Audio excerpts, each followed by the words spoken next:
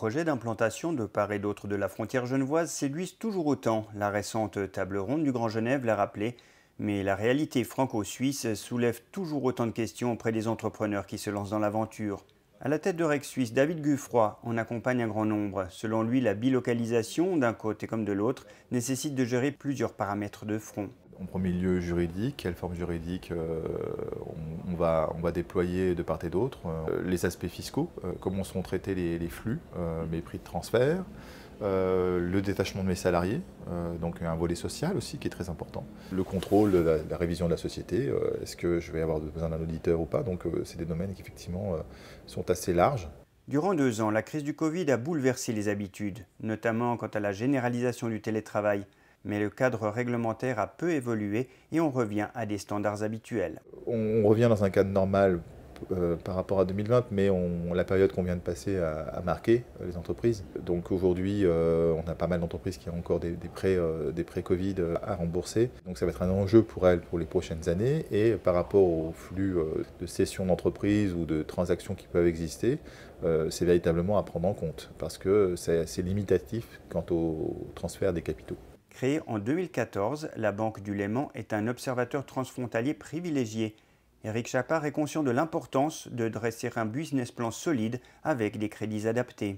Le recours au crédit est moins important sur Suisse que sur France. Ça a l'air de rien, mais ça veut dire aussi que les dossiers doivent être préparés correctement parce qu'il y a des dispositifs d'aide pour les financements des entreprises, mais ces dispositifs font aussi référence à une étude de l'adaptation de la culture du produit, de la culture du management sur l'installation sur Suisse et évidemment sur France pour les Suisses qui s'installent sur France. Si l'intérêt des clients bancaires français et suisses est logiquement différent, le flux n'est pas aussi déséquilibré qu'on imagine. Les chiffres du commerce extérieur le montrent, on est plutôt équilibré, on va dire, et ce qui veut dire qu'on peut avoir autant des sujets d'entreprises suisses qui se disent mais allons nous installer sur France parce que nous suivons un client, un fournisseur, et il est temps aujourd'hui de s'ouvrir sur le marché européen, que d'entreprises françaises qui ont suivi un client ou un fournisseur et qui aujourd'hui se disent développons-nous sur la Suisse. Les deux orateurs du jour livrent leurs conseils clés pour tout entrepreneur.